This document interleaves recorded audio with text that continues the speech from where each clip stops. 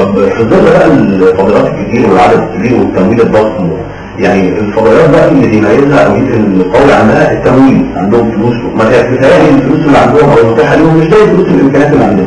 فاحنا بنميزهم عن الفلوس. احنا ايه يعني ايه الادوات اللي ساعدت حضرتك انك في خلال السنه دي تقدر تنافسهم وانت ما عندكش نفس التمويل ده؟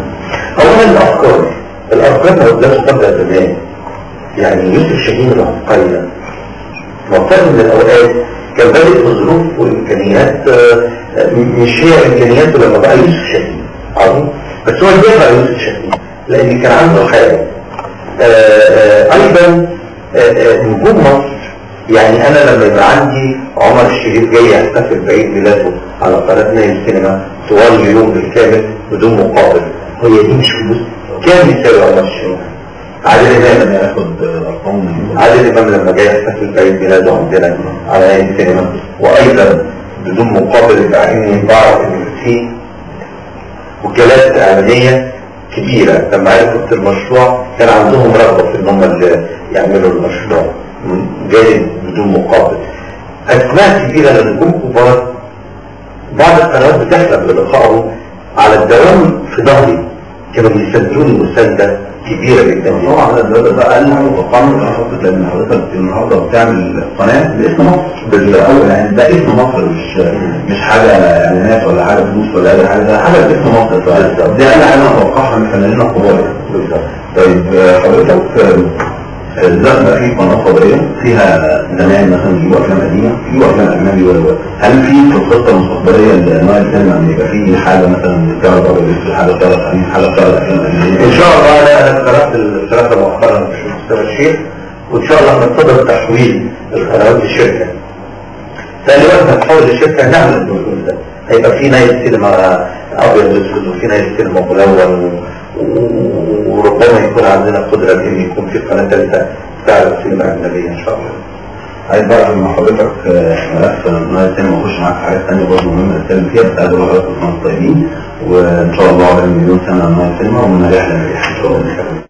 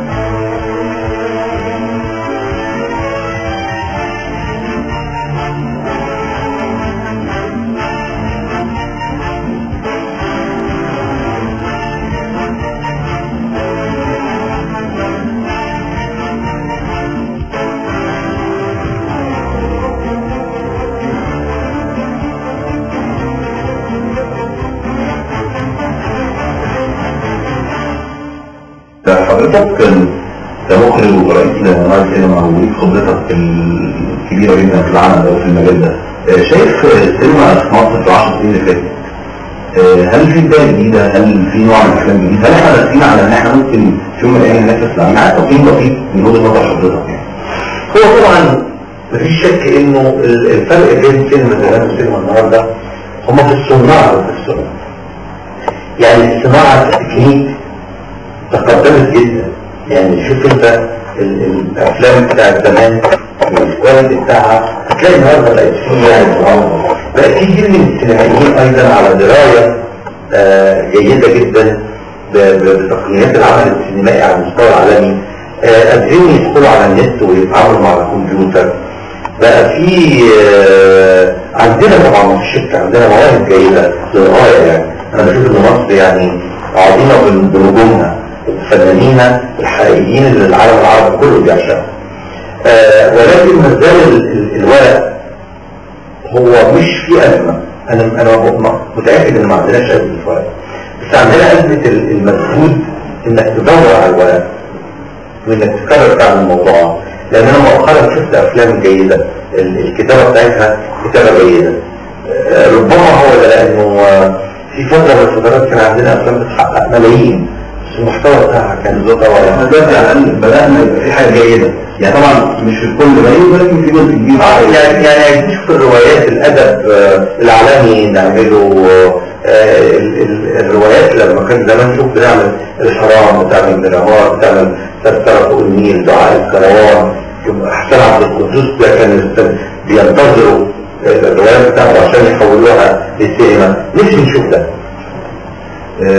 رجعنا تاني في السينما بقى في مشاهد ساخنه، بقى في افلام جريئه، بقى في كلام قد يكون خارج عن النص شويه. في ناس كانت مع ذلك جدا وقالت وقالت لك الحريه والعولمه وناس ضد ده تماما وقالت لك احنا كده ما ينفعش نلبس في بيوتنا وكده. حضرتك مع ايه اتجاه؟ والله انا شايف انه لا يصح الا الصحيح. الجمهور هو الوقت من الاوقات كانت السينمات فاضيه والاسره ما كانتش بتروح تتفرج لان امرأة فلازم تحترم رغبه الجمهور. كان زمان بيقول الجمهور عايز كده. الجمهور النهارده كله هو اللي مش عايز يشوف هذه النوعيه. بس مش كل يعني في جزئيه ما عندناش مانع. يعني انت عارف حضرتك يعني واكيد حضرتك قلت دي ان ساعات يبقى في مشهد ساخن او كلمه مثلا او في نص بتفيد الفيلم يعني. والله احنا شفنا مشاهد عظيمه جدا. يعني شفنا لو شفت فيلم البوستري شوف ازاي حسين كمال قدم لك جريمه زنا بمفردات راقيه رقيقه. حتى يوسف شاهين على فكره لو تاملت المشاهد عن يوسف شاهين بشكل جيد قوي هتلاقي الراجل كان بيلعبها بعبقريه. ما عمرناش شفنا مشهد فجاه عرفنا منه. تاخد بالك؟ هو ده اللي انا بقوله. يعني ازاي انت كمخرج تقدر تقدم ده؟ انا بصراحه بشوف ساعات في مشاهد انا ببقى عارف انه بتبقى خلاص منتهيين مع بعض، عارفين المخرج حاططها عشان الشباك وحاططها علشان يقدم شكل مبتذل يجيب بيه فلوس. ما تقدرش تسمي ده فن خالص من بره. وايضا بنشوف ناس كتير بيقدموا زي ما قلت لك مخرجين سواء زمان او النهارده عنده البراعه انه يعمل شكل شيك للمشاهد. يعني حضرتك مش ضد ان ده يتقدم، ده يتقدم بطريقه محترمه ما تفتحش اساس المشاهد. ولا كل ما عندك القدره على انك تقدم تقول اللي انت عايزه من غير ما تجرح مشاعر حد او تخلي اسره قاعده تتفرج تحس باي نوع من يعني الابتعاد اللي بيشوفوه. ده